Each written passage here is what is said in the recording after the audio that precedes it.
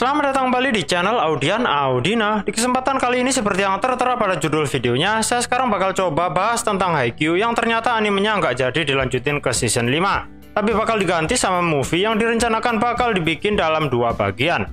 Terlepas dari fakta bahwa banyak fans di seluruh dunia yang kecewa atas pengumuman ini, kita di sini masih patut bersyukur kalau Hinata dan kawan-kawannya bakal dilanjutin ceritanya sampai akhir dalam bentuk animasi. Dan di sini saya sekarang bakal coba bedah satu persatu mengenai informasi movie Haikyuu ini. Jangan lupa di subscribe juga buat yang belum. Kalau udah, kita langsung mulai aja pembahasan utamanya.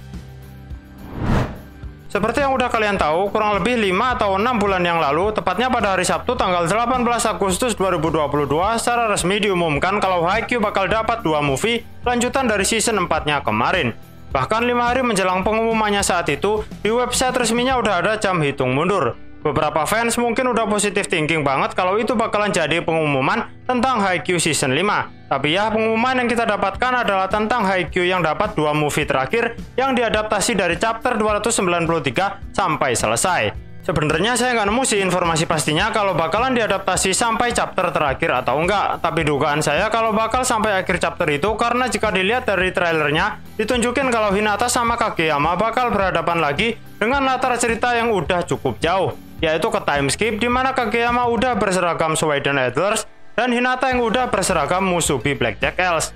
Mungkin emang belum ada info resmi bakal diadaptasi semua chapternya sampai selesai ya. Tapi nggak usah khawatir, kita di sini udah pasti dapat kebagian cerita di mana Karasuno versus Nekoma.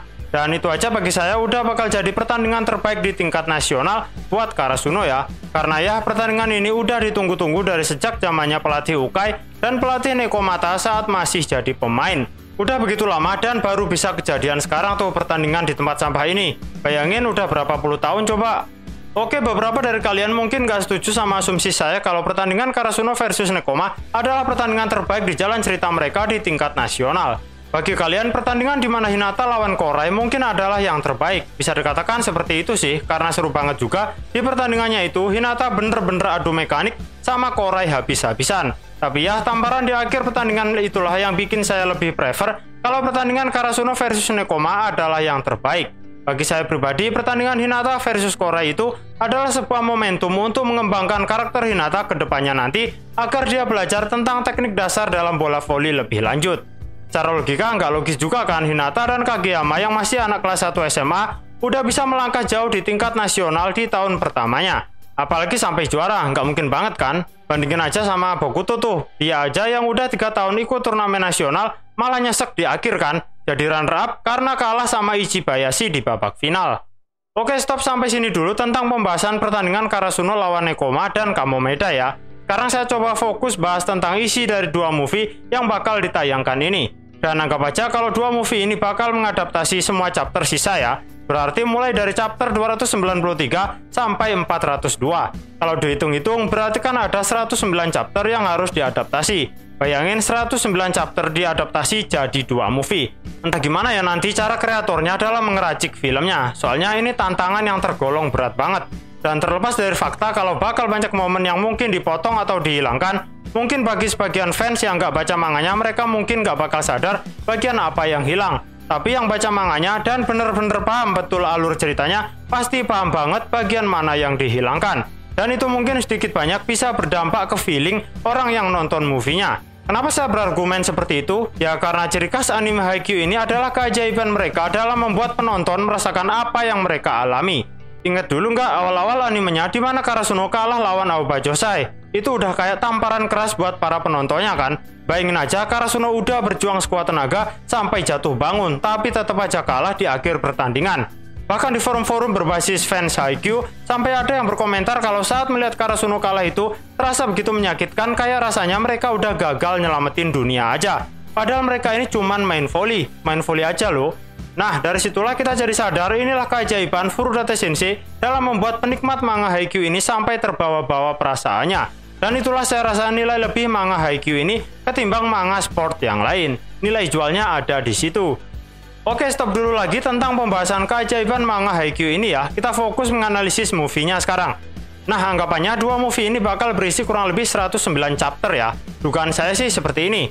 Movie pertama bakal berisi pertandingan antara Karasuno versus Nekoma, terus dilanjutin ke Karasuno versus Kamomedai. Dan ya endingnya berarti pas bagian kalah itu ya. Entah gimana ceritanya nanti sih, bayangin aja, 2 pertandingan bakal dijadiin satu movie yang mana kurang lebih berdurasi 1,5 jam saja. Sedangkan kalian tahu sendiri, pertandingan Karasuno versus Nekoma itu aja udah lama banget, masih bakal dilanjut langsung lawan Kamomedai. Perbandingannya itu kayak gini, lawan Inarizaki dulu aja kurang lebih butuh 12 episode. Dimana satu episodenya aja bisa ngabisin waktu kurang lebih 18 menit ya, di luar lagu opening sama ending ya. Kalau dihitung-hitung gini detailnya, 18 menit dikali 12 episode berarti 216 menit ya buat satu pertandingan aja. Nah kalau dikonversi ke jam berarti 3 jam 36 menit. Itu bakal jadi tantangan terbesar buat sutradara dan perangkat-perangkatnya ya. Dimana satu pertandingan yang biasanya bisa ngabisin durasi 3 jam 36 menit, sekarang malah rencananya ada 2 pertandingan yang diadaptasi ke satu movie yang biasanya hanya berdurasi 1,5 jam.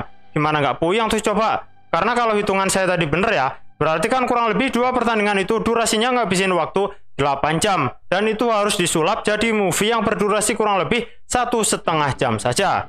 Paling logis sih bagi saya ya pastinya harus dibikin lebih dari 1,5 jam. Soalnya kalau enggak ya udah bisa dipastikan lah banyak banget adegan yang bakal dipotong atau dihilangkan. Itu analisis kasar untuk movie pertama dari seorang fans biasa seperti saya ya. Sekarang kita coba lanjut ke analisis movie kedua. Nah untuk movie bagian keduanya ini bisa dikatakan agak ringan sih. Karena cuman ngadaptasi ke bagian cerita Hinata saat latihan voli pantai di Brazil, dilanjut ke pertandingan Sweden Idlers lawan Musubi Blackjack Elves. Dugaan saya sih cerita di bagian time skip Hinata ke Brazil ini dibikin durasi dikit banget. Jadi nanti kita bisa bener-bener nonton secara mendetail alur pertandingan antara Idlers versus Blackjack Elves. Tapi ya tetap aja saya rasa bakal ada beberapa adegan yang dipotong atau dihilangkan. Perbandingan durasi anime dan movie itu beda jauh. Udah saya jelasin juga akan di analisis yang movie pertama tadi. Tapi itu semua udah kita patut syukuri ya kalau ternyata Haikyuu bener-bener bisa dianimasikan sampai akhir ceritanya. Yang mana sampai ke bagian cerita Idlers lawan Blackjack Elves. Bagi saya itu adalah bagian terpentingnya. Karena ya itu adalah satu-satunya cerita di mana akhirnya Hinata bisa menang dari Kageyama dalam suatu pertandingan. Ini bener-bener pantas untuk ditunggu. Oke, terlepas dari pro kontra bahwa nggak ada season 5 dan bakal dijadiin movie 2 bagian, sebagai fans Haikyuu di sini kita harus bersyukur dulu udah bisa lihat Hinata sampai akhir ceritanya nanti. Terus misal ada yang tanya, one shot terbarunya tahun kemarin dibikinin animenya nggak ya? Kalau saya boleh jawab sih, jangan serakah ya. Disyukurin aja apa yang diberikan ke kita sekarang. Udah kita nikmatin aja dulu. Terus yang masih merasa kecewa karena jadi movie aja nggak dijadiin anime per season, saya saranin buat kalian baca aja manganya sampai tamat, semisal kalian belum baca.